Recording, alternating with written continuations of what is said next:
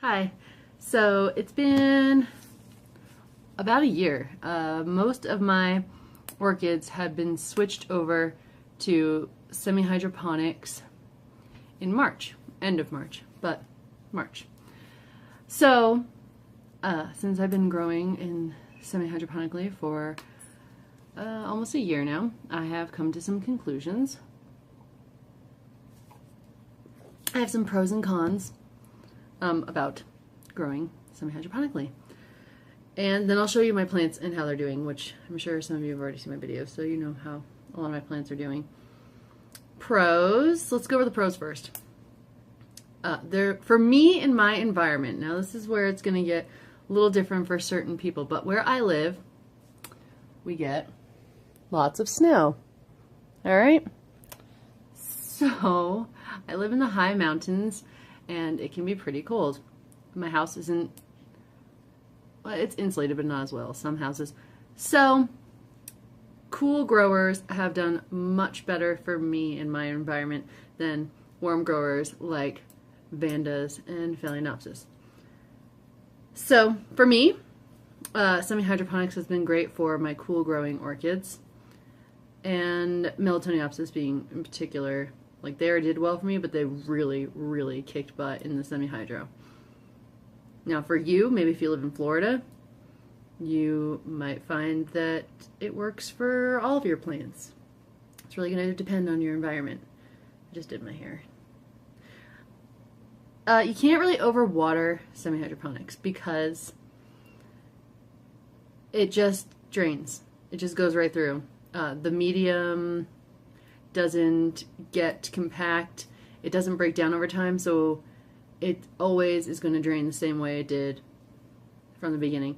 So you can really water every day and it'll be fine. I do like to let my plants dry out a little bit just because it's what I do and I'm lazy sometimes. But you can't overwater, so it takes the guesswork out of watering. And that's the next one, takes the guesswork out of watering. Say, you know, there's the old saying goes, better to underwater than to overwater. So, you know, maybe you forgot that you watered your cattleya yesterday. You're like, oh, did I water it? Did I not water it? But you can water it. It's not going to hurt. Where before, with the old medium moss and bark, you had to be really careful because it was really easy to rot the roots. And repotting. Repotting is actually really easy with semi-hydroponics, and it's low stress on the plant. You're not ripping the roots, you're not trying to remove the media, you're basically just going bloop and fill. Boom, done. So, that's nice. Bugs. Really, you don't get that many bugs in the semi-hydroponics. They don't really like it. So, that's cool. Less bugs is good, right? And once the plant has adjusted, I have noticed that I've had very, very little, if any, root rot. It doesn't happen. Once the plant has adjusted, you might have some die-off in the beginning when you first put your plant into semi-hydro. Certain plants tended to do that, but not all. Like my Melatoniopsis did not have root rot, and my Paphetolans did not have root rot going in. But some plants, there was an Oncidium that did rot some of its roots, but the new roots came back better than ever. And lots of air to the roots. You know, we poke all those holes in our pots to make sure that the air gets to the roots. Well, with this, I have one here. With these beads, there's very little compacting going on, so there's a lot of air. Come here. Oh, just a big tough girl. Just a big tough girl. I don't show her very much. This is my strong, tough girl. Good girl. Alright, so I think it looks nice. I like these little beads. I think it's kind of decorative and artsy. I like how it looks. You can reuse it. So, say you have a plant, you gave it away, or maybe your plant died or whatever. You can take the leca beads. You can take these little guys and you can wash them in boiling water or disinfect them, whatever you want to do. I like to just use boiling water. And you can reuse them. That's pretty nice, right? So, in a way, eco-friendly. harvesting them is not eco-friendly though. The clay that we use is actually mined, and that would be a con. Actually, let's talk about cons now. So that goes over the pros. These things can be reused, and they don't break down over time, but they don't hold any nutritional value whatsoever, and very few, if any, microorganisms are going to be living in this stuff. So you have to use synthetic fertilizers for this. You can't try to be organic. You need to use synthetic fertilizers, water soluble. The cons. Leca beads bounce. These suckers friggin' bounce. Maybe I can show you.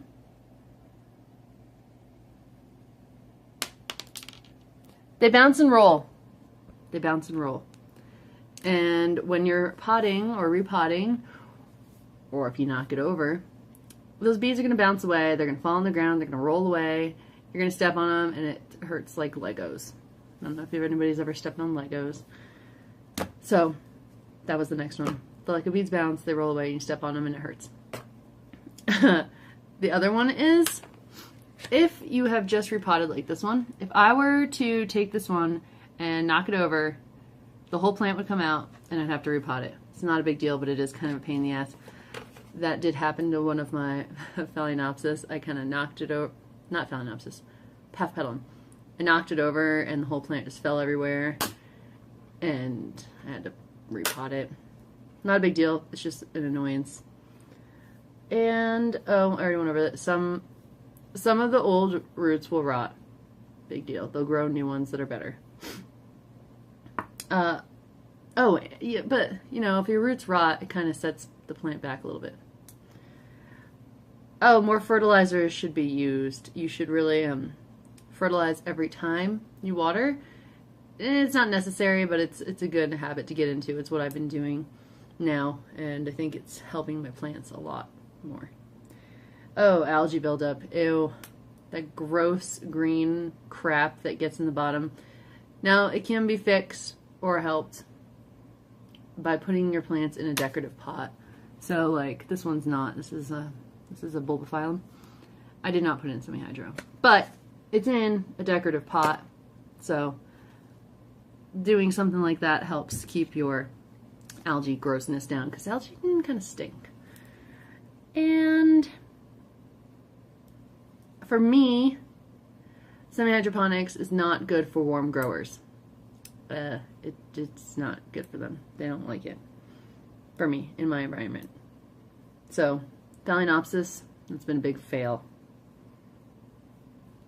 The top part of the plant here, so the top layer here, it tends to dry out a lot faster than other mediums, which can be a problem for some orchids, but it can also be beneficial for other orchids.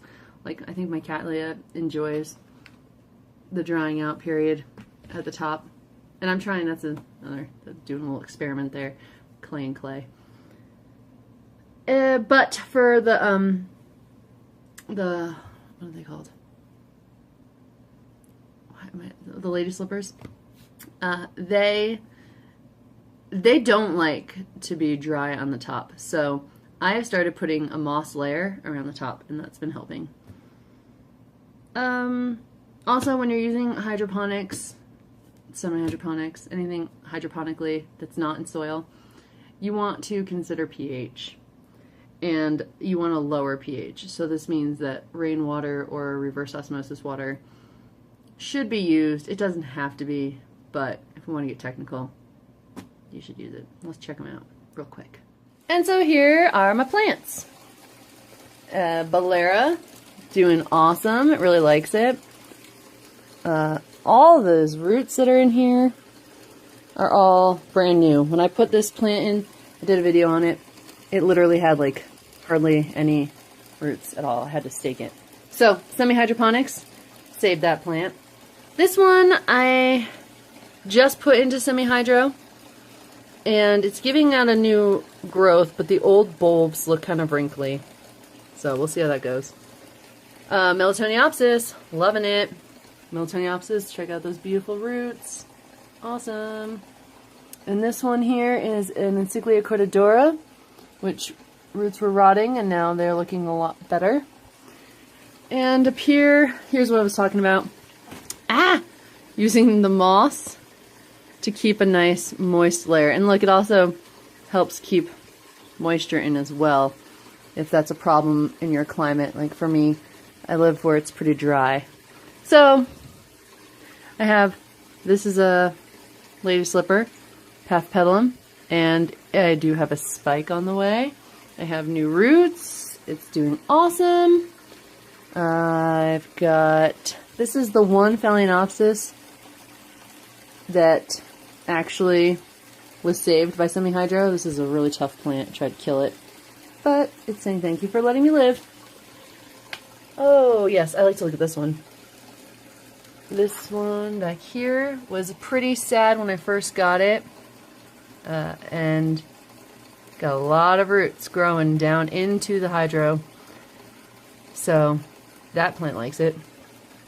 And that's an Oncidium type. Now we have Brassia, one of the first to go into Semi-Hydro. And look at those beautiful roots. This one transferred over to Semi-Hydro without a hitch. And dun dun dun dun dun dun, we have spikes. Yes! Miltoniopsis. You can see the old roots, which actually are not rotten, they're just covered in algae, which is gross. But we have a lot of new roots in there looking great. And dun dun dun dun dun, dun. Flowers on the way. This is a Bellera. Belleras tend to like it. It was growing in a conventional bark medium, and these roots didn't like going in. I don't know, this plant's crazy, so I was like, well fine, let's see how you do in the Semi-Hydro. No real update on that. I'll have to do an update on it later. So yeah, that's me. That's what I've learned growing semi-hydroponically. I do recommend it. Just consider where you live and the type of environment you have and the type of plants and their needs. And take that into consideration when you are putting plants into semi-hydro. Because I rotted and killed, actually, a Phalaenopsis putting it into semi-hydro. So, yeah. But then I saved this one. So it really depends on your plants. So, thanks for watching, and that's my update. A year of semi-hydro and going strong. I like it. I'm sticking to it.